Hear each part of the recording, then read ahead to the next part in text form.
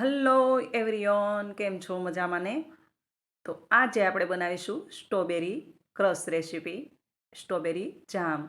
અને આને તમે બ્રેડ પણ ખાઈ શકો અને થીક શેકમાં પણ ઉપયોગ કરી શકીએ. એકદમ સરસ એવું ખાટું મીઠું આ સ્ટ્રોબેરીનો ક્રશ બનીને તૈયાર થાય છે. તો આ રીતે આપણે 250 ગ્રામ સ્ટ્રોબેરી લઈ લઈશું અને એને નાના નાના પીસ કટ કરી લઈશું ને હાફ ભાગમાં ડિવાઈડ કરીશું. હાફ ભાગ આખી રહેવા દઈશું ને હાફ ભાગમાં આપણે આ રીતે પીસીસ કરી લઈશું. તો ચાલો જોઈ લઈએ આપણે સ્ટ્રોબેરી ક્રશ રેસીપી. તો ફ્રેન્ડ્સ, શિયાળામાં સ્ટ્રોબેરી ખૂબ જ સરસ મળે છે. તો ત્યારે આપણે આને સ્ટોર પણ કરી શકીએ લાંબો ટાઈમ માટે. આ રીતે ક્રશ બનાવીને સ્ટોર પણ કરી શકો અને બાળકોને બ્રેડ સાથે ખૂબ જ ભાવે છે. તો જોઈ શકો છો અહીંયા મેં હાફ સ્ટ્રોબેરીને આ રીતે મિક્સર જારની અંદર પલ્પ બનાવી લીધો છે, એટલે મીન્સ કે એકદમ ગ્રાઇન્ડ કરી લીધેલી છે. જોઈ શકો છો એકદમ સ્મૂથ પેસ્ટ બનાવી લીધી છે. અને ત્યાર પછી જઈશું આપણે ગેસ ટૂલ તરફ. તો હવે ગેસ ટૂલ પર એક સ્ટીલની તપેલીની અંદર આપણે આ સ્ટ્રોબેરીનો પલ્પ બનાવ્યો એ બધો જ, એટલે કે મીન્સ કે એક વાટકી આ પલ્પ બન્યો છે એ આપણે એડ કરી દઈશું. અને આ રેશિયો સાથે બનાવશો તો પરફેક્ટ એવો ટેસ્ટ તમારા ક્રશનો બનશે. તો હવે આ પલ્પને આપણે આ તપેલીની અંદર એડ કરી દઈશું અને ત્યાર પછી આપણે એક વાટકી પલ્પ હતો તો સામે 2 વાટકી ભરીને આપણે સુગર મીન્સ કે ખાંડ એડ કરી દઈશું અને મીડિયમ ટુ લોની વચ્ચે આને ચલાવતા રહીશું. એકદમ ફટાફટ બનીને તૈયાર થઈ જાય છે અને ખાવામાં ખૂબ જ મજા આવે છે.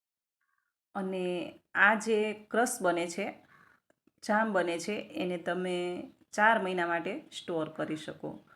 અને આ જ રીતે બીજું પણ એવા ઘણા ફ્રૂટ છે કે એમાંથી આ રીતે આપણે ક્રશ બનાવી શકીએ અને જામ પણ બનાવી શકીએ. કારણ કે બાળકોને નાસ્તાની અંદર આ જામ એકદમ ખૂબ જ પસંદ આવે છે અને બ્રેડ પર લગાવીને જામ ખાવાની મજા પણ આવે છે. તો આ રીતે આ ક્રશ તમે બનાવી શકો. તો જોઈ શકો છો અહીંયા હું એકદમ સરસ ચમચા વડે લો ફ્લેમ પર ચલાવી રહી છું. હવે ફ્રેન્ડ્સ, આ જામ છે ને, એટલે કે આ જે આપણે ક્રશ બનાવી રહ્યા છીએ, ક્રશ પણ બોલી શકો ને જામમાં પણ ઉપયોગ, જામ તરીકે પણ ઉપયોગ કરી શકો. તો આ જે ક્રશ બને છે એને તમે પાઇનેપલનો પણ બનાવી શકો અને જે મિક્સ ફ્રૂટ પણ બનાવી શકો. હવે જુઓ, આ પીસીસ આપણે જે બનાવ્યા હતા, એટલે કે હાફ સ્ટ્રોબેરી આપણે રહેવા દીધી, એના પીસ બનાવ્યા હતા. હવે આ રીતે આપણે પીસીસ આમાં એડ કરી દઈશું અને પાછું આને 2 થી 3 મિનિટ માટે થવા દઈશું.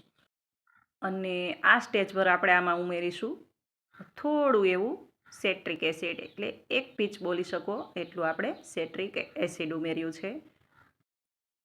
અને બસ તૈયાર છે આપણો આ સ્ટ્રોબેરી ક્રશ. તો તમે પણ બનાવજો. સિઝન ચાલે છે, શિયાળાની સિઝનમાં સ્ટ્રોબેરી ખૂબ જ સરસ મળે છે. અને આ રીતે એક કાચની જારમાં, કાચની બરણીની અંદર આ રીતે ભરી દઈશું અને પછી ફ્રીજની અંદર 4 મહિના માટે તમે આરામથી ખાઈ શકો. તો સાચું કહેજો ફ્રેન્ડ્સ, ગમીને રેસીપી? એકદમ સરસ, કલર પણ મસ્ત અને આપણો આ જામ પણ મસ્ત. તો જો ગમી જ હોય રેસીપી તો મારી ચેનલને સબસ્ક્રાઈબ કરજો અને વિડીયોને શેર કરજો. ફરી મળીશું આપણે નવી રેસીપી સાથે. ત્યાં સુધી આવજો. Thank you for watching.